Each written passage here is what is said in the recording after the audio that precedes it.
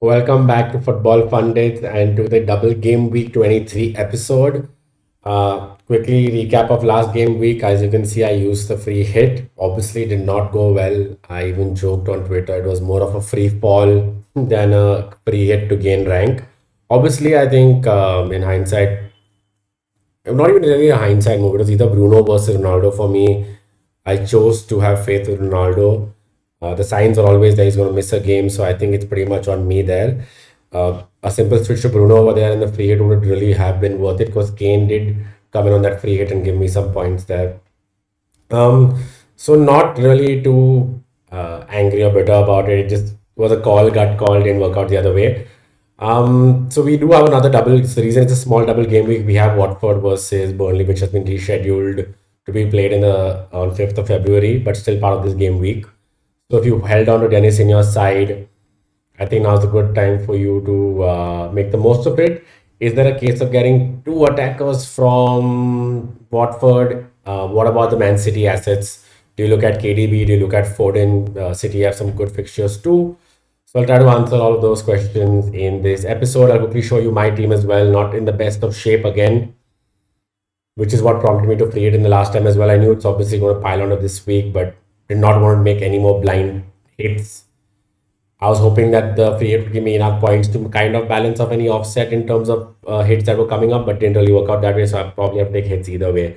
So I'll anyway take you into my team right now. Before we go ahead, please make sure you hit on that subscribe button and subscribe to the channel, and follow us on our social media handles as well. So you can see my team right now. Ramsdale, Alexander Arnold, Cancelo, Reguilon, Bowen, Bernardo Silva, Rafinha, Son, Broha, Antonio, Ronaldo, Sufal, Foster, Brownell on the bench. Now, Foster definitely will come in for me for Ramsdale. Although there's nothing to say that that game is going to be postponed. I think even though Arsenal had their injury concerns against Spurs, which is they fielded a strong enough side for me versus Liverpool. So there's nothing to say that that game won't go ahead. Same with Burnley. I think they have enough fit players for that game to go ahead. But I'm hoping Foster with a double game week there should outscore Ramsdale even with his possible save points coming in. It could be a risky move either way. It could backfire because Burnley are coming back with their own injuries, not really a fully fit squad. Have lost Chris Wood. So nothing to say that Arsenal will not hold on to a clean sheet. But I would just say I would still roll with a double fixture player if he's in my squad already. And he did start the game against Newcastle as well. So I will be going for Foster over there. Now, if I look at my defense, I'm not really too. I would probably roll with Reguilon against Chelsea. It's not really much of a problem with me, and Trent and Cancelo are fine there. Now, where I'm a little very obviously, see, Son will be my one free transfer out for sure. Where I'm a little stuck is Antonio and Bowen versus United. If the United do end up showing up, and we've seen that West Ham really haven't held on to any clean sheets per se, right? They did against Norwich, although it was very, very lucky. Not really confident at West Ham holding on to a clean sheet. United could be a little cagey, waiting for the counter against West Ham, which would be relentless with Bowen and Antonio and decent nick right now. But I'm not confident. You could also see United just shutting shop, right? So those two there have me a little worried. So I don't know if I want to start both of them. So I do see myself taking a minus for you. Obviously, Son going out for maybe Jota or with money in the bank. I do also. I can move for KDB over there. But if I make a move for KDB, Son to KDB, I won't be able to get in Dennis for Broha. Probably have to go in for a differential in Jao Pedro over there. Again, very risky, right? I'm taking a hit. Do I want to go against players who are very popularly owned? Dennis, obviously, and even King has a decent ownership at about, I think, 8 or 9% right now. Maybe I'm wrong about that. So those are risky calls to make. I don't think I'll be starting Sufal. So that's what the team looks like right now. Any free hit or wildcard chances? No, I definitely wouldn't recommend a free hit or wildcard this game week at all. I think Rafinha there is one comfortable pick, I hope, against Newcastle. Bernardo did get an assist in the last time they played around, but not too comfortable with him as well. But I think I'll have to keep him in my team for this week. -8 doesn't really appeal to me. So I think Broha and Son are definitely the players to go out for me. Why Broha? Just even the fixture run is not too good. It does get better after 27. But I think I could see myself wildcarding in 26 or 27. So I could consider looking at him back again over there. And you can always see where it goes because they've got Che Adams back fit. You could see him rotated out as well. Little uncertainty about his future, so you never know. So as of now, I'll quickly move on to the transfers I'm thinking about. As of now, I'm thinking of getting in Jota in midfield for Son. I still like Liverpool's fixtures, and let's forget about Salah for a second over there. Palace, Leicester, Burnley, Norwich are really good fixtures. Obviously, when you're looking at Burnley and Norwich, maybe even the Leicester fixture, right? You do see Salah coming back for this. You possibly have to look at. Do I consider maybe taking out maybe getting in Bruno Fernandes for Son, getting a sideways move, then getting Kane in for Ronaldo in the next game week, and keeping Bruno as sort of a placeholder to get Salah back in and use that another million plus over there. Salah's price has fallen. Obviously, a lot of managers did take him out, but not fallen drastically over there. So he's at 12.7. So that could help me fund Salah's move back in, getting in Bruno as a placeholder. I could also get in Bruno, take out Ronaldo completely, and get in Dennis over there. But again, like I said, I'm not comfortable starting with Sufal. That would probably require me to start all three of my West Ham assets against United. So assets against United. So I don't really want to take that risk. So although I can consider taking out Ronaldo to Dennis and Son to Bruno to cover United's decent fixture runs that are to come, right? Also, the reason I'm saying this is because there's a possible hint, and what I'm talking about United right now is a possible hint at a double game week which Radnich gave away in his press conference, sorry. He said they could potentially place he said Brighton after Southampton.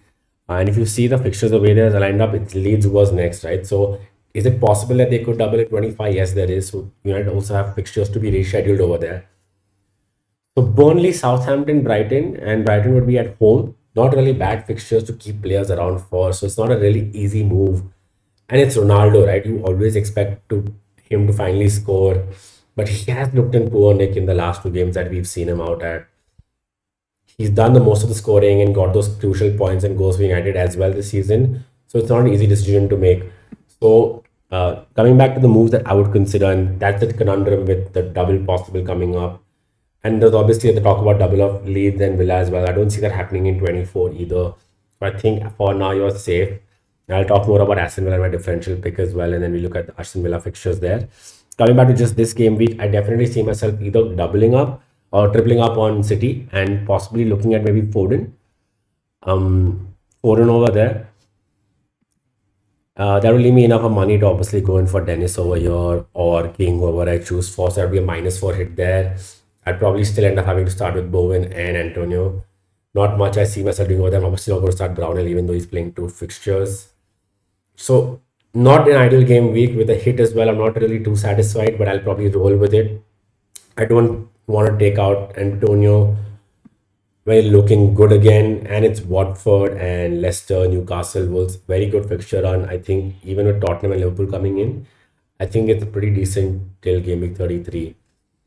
So I'm going to hold on to the two of them. So this is the moves I'd possibly consider just for visual representation.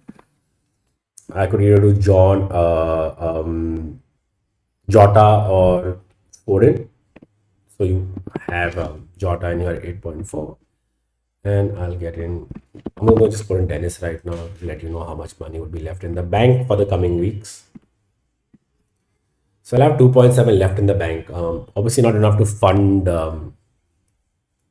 Salah back in directly, but we'll be looking at phasing out Ronaldo after 25. And yes, definitely we'll have to get Salah back in before I think Burnley and Norwich.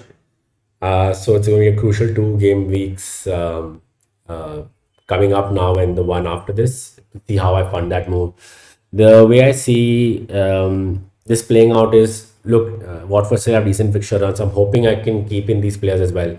Dennis is owned by 40% managers. I do not want to risk going without him. So I might be tempted to take a differential in Jao Pedro, but I don't think I'll go for it, even though I've just already lost so much pace, right? I want to just keep up with a good set of players and try to get back still get in a top 100,000. I know I've been really far behind. I'm trying to get back into 100,000, maybe 50,000. Weirder things have happened, a lot of fixtures to be rescheduled. So even if you're in my position, do not give up. Make practical moves. If you are taking the hits, don't take random hits. Still try to plan it a couple of game weeks ahead, like I was trying to show you. So if not Jota, I would definitely look at getting in Foden. See, I can get in KDB as well, like I said, right? Without involve me taking out Ronaldo, and not does not really make sense for me. Then I'd be still tempted to play Bruno over there for this upcoming fixture against West Ham. But mainly the worry, it would not solve my worries. I would still have Bowen, Antonio, Ronaldo, three players in the same fixture. It could work out, couldn't work out. So that problem persists with Bruno for me. So I think for another game week, I'll move off of getting in Bruno maybe there. So I would say again, KDB, Foden, or Jota are the picks for me over there. And Dennis definitely coming in depending on Dennis or King coming in depending on who I go for my midfield option. Do you go for both? If you have Dennis already and you have money in the bank, you're not invested in a heavy attack like mine, no Kane or Ronaldo there. You have Watkins and Antonio, for example. Is it worth taking that punt?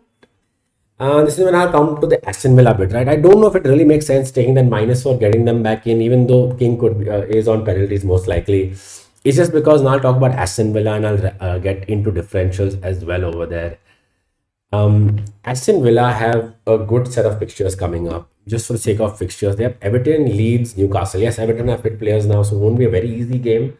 But still, looking at the way Aston Villa are in, I would see them doing well against them. Leeds, Newcastle, Watford, Brighton, Southampton, West Ham, Arsenal, Wolves in 31. And we also have Villa's fixtures to be rescheduled, which are Burnley and Leeds, which we could see happening in game week 25 or 26. So a good fixture run coming up. So I wouldn't say it makes sense to take that hit and take out a Watkins if you already have him, right? I don't really know if that makes sense for me. So if you really have nothing else going on and you have a free transfer left, you could take that hit. If your team is in decent enough shape, definitely I would not look at any Watford defender for sure. If you have Foster like me versus one of your regular keepers like Sanchez or Ramsdale, worth taking that chance obviously, but wouldn't definitely get anyone in, not on a free hit, neither on a wild card. I don't think it really makes sense long term. Better to keep eyes on your lead than Aston Villa assets. Talking about Aston Villa and differentials, a lot of the eyes are on Coutinho, right? And Coutinho is already past our differential consideration option. He's at 8% ownership almost. But at 7.0, he's still a good value option. I was considering actually looking at Coutinho this week. Coutinho this week in coming in instead of Son and completely going differential there. Just not. I don't think I have that conviction in me to make that move and not have Jota or a Foden and go without these heavily owned players. I think it would, if it doesn't work out, it could really hit my rank very badly again, right? Yes, and Everton is a toughish fixture. Duncan Ferguson coming back in. Everton have a point to prove. Could put on a decent fight. So I'm a little averse of that right now. But the differential pick I was talking about is Ramsey at 4.6. He looked very good against United as well. Looking to get in more minutes since Gerrard has come in. Has played this decent bit before that as well. But looking to play more under Gerrard at 4.6, he could really help you sort of the balance in your squad, right? He could easily come in. Look, he could have been coming for a Brownhill over there, but he could come in for you potentially downgrading a Bernardo for me. I could have switched up to a better. I could have moved essentially if everything was fine in my team. I already had Dennis. I could have looked at Bernardo down to Ramsey and getting KDB in instead for Son and having that balance in my squad. So I think he helps you with a lot of flexibility and also with a bigger picture of funding Salah back in. So Ramsey's the one to keep an eye on for me, over there. The other differential for me for this week would be Jao Pedro, like I said. In terms of pricing, he's at 5.4, so not much of a move up if you have Broha. 0.4% ownership. Ideally should play decent minutes in both these games. Could be worth the hit, and especially if you have no money and even a -8 is getting you in Dennis. Is that going to be worth it? I don't know. I think he could be a worthy shout out there. Especially if you're looking to just have fun and you want to just gain rank quickly, he is the way to go for me. Now let's come down to the captaincy picks. So captain picks, obviously the main picks here for me are again, Dennis would be your main. If he's in your team, double game week, no brainer. I think he's an easy way to go there. Dennis or King, whichever one of them you have. If you have both, I think the fact that King could be on penalties, maybe it could be Jao Pedro, but would make you lean towards King, right? I think even though Dennis is not looked too good in the last two games, you could still consider him over King, but that's my opinion right there. Outside of these players, if you have no faith in Watford doing, giving you those attacking returns, um, if I'm looking outside that, I think KDB or Foden versus Southampton have a decent shout out, along with Rafinha versus Newcastle.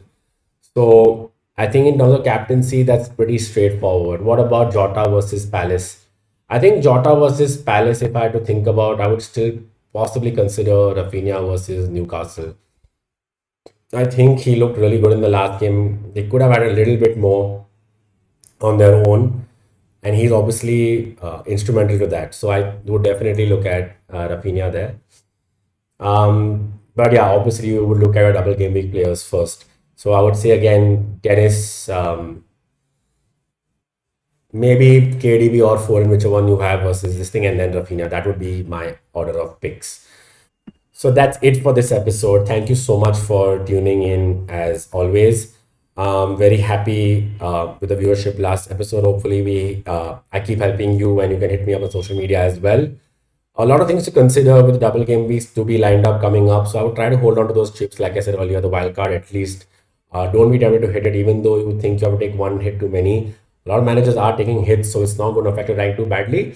But if you think you're taking a hit and still not getting a good enough squad, like I was looking at a -8, it's not point. There's no point taking that hit, right? Because you're going to have to take those hits all over again in the coming week. I think we've seen the back of the COVID-related postponements with the international break coming in as well, and fixtures to come after that. I think will be enough to offset those COVID-related issues. So I would hold on to the wild card for or to be used around game week 26, 25, 26, and beyond. Um, Hopefully, this is a much better game week than the last one for me. A lot of managers had a great game week. Hey, I'm just talking about myself here. But for the ones who had a miserable game week like mine, I hope it's a better one for you as well. Best of luck once again. Hit us up on all our channels if you have any other questions. Thank you so much. I'll see you in the next game week. Cheers.